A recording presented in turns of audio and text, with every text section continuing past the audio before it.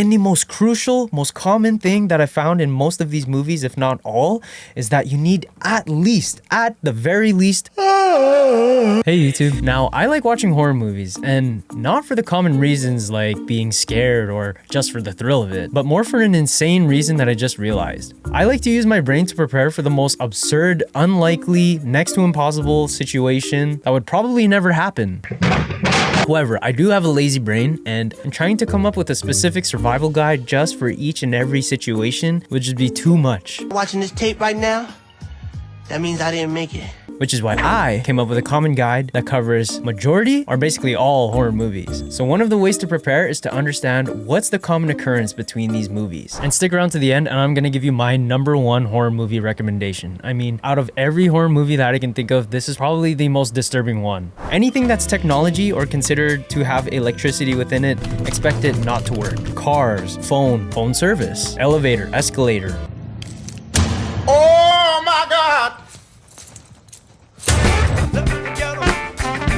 Now, can't really hate on a dude, he kind of had the right idea to just dip out, but dog, this place is so dark. If I ever worked in a place like this, and maybe the company just needed to save money on electricity by keeping on these motion censored lights, dog, I'm definitely walking around with a flashlight. At the very least with my phone, you're not gonna catch me working up in that place, at least without a flashlight. But I should clarify that technology won't work when you need it, and when you don't want it to happen, it will work. And it's because of either A, it's coincidence, or B, the freaking ghost has a PhD in like computer engineering and can just hack anything with technology. I'm your boyfriend now, Nancy.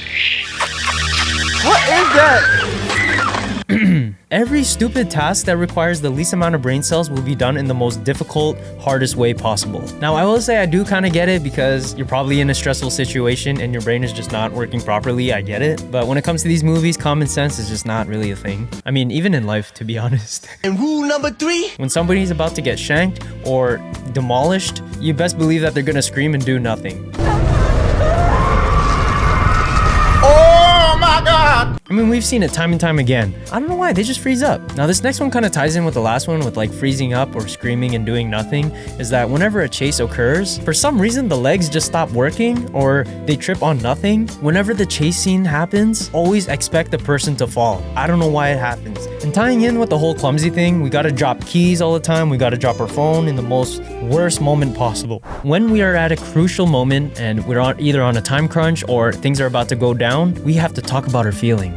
We have to express things and talk about things in the worst moment possible. And the most crucial, most common thing that I found in most of these movies, if not all, is that you need at the very least, one dumb person, because this one dumb person is going to open the floodgates in the whole story of or whatever plot of the movie that is going to happen. And mind you, the dumber the person is, the better. The more better, the more intense. That way we have all these problems that we gotta go through just because of this one dumb person or few dumb people. That was useless! This was your own... That was useless! That is the most crucial in every horror movie, that if you avoid this, you are most likely gonna survive. And this dumb person usually creates the whole story or the plot of the movie. So if there's a creepy demonic book that we shouldn't even touch, let alone even open, best believe that dumb person is gonna do those exact things. Or if things start to happen on their own, that person is probably going to think that they need to connect with it in order to tell it to get away by picking up a Ouija board. Ouija board. How do you make a Ouija board? How do you feel about Ouija boards? And yes, this also includes the person that says, let's go check it out. Even though the person that's with you tells you not to do it and tells you it's a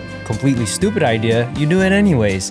Especially when things already look as bad as it is. You got no backup, you don't have any weapons, probably don't have a cell phone. Dad.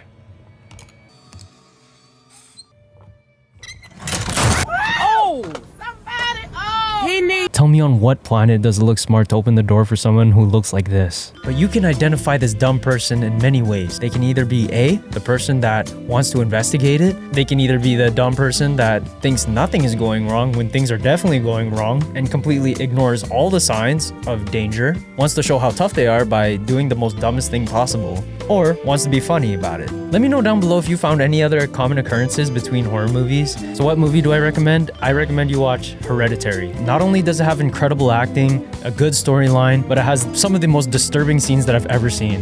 And I gotta say, this movie is insane. To me, it was horrifying, absolutely scarring. And like I said, I like to imagine myself in the movie. What would I do? This movie, I don't even know what to think. My mind would just be so messed up, to be honest. I don't think there's any other movie that I could say that comes close to it. But jokes aside, I actually like watching them. And it's actually weird because I actually get a good laugh out of them. Alright, peace. Yeah, no way, top down and we finish, babe.